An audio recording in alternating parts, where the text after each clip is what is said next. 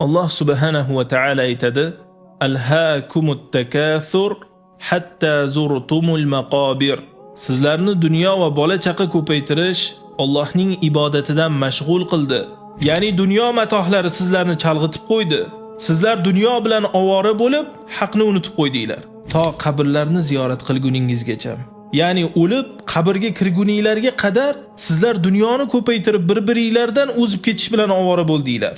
Subhanalloh, haqiqatdan birodarlar, bizni mana bu dunyo matohlari ko'p yaxshiliklardan mahrum qilib qo'ydi.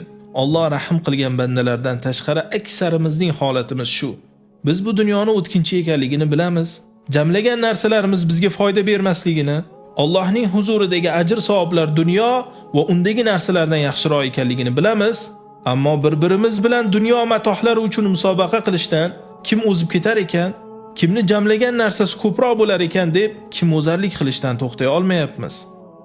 Vaholanki mana bu jamlagan matohlarimizdan arzimagan bir qismi bizniki xolos. Rasululloh sallallohu alayhi va sallam aytganlaridek: "Yaqulu ibnu Adam mali mali." Odam bolasi molim molim deydi. "Va hallaka ya ibna Adam min malik?" Ey odam bolasi, senga o'zi molingdan biron narsa bormi? Illa ma akalta fa afnayt. Illo yeb bitirgan narsang seniki. Aw labista fa ablayt.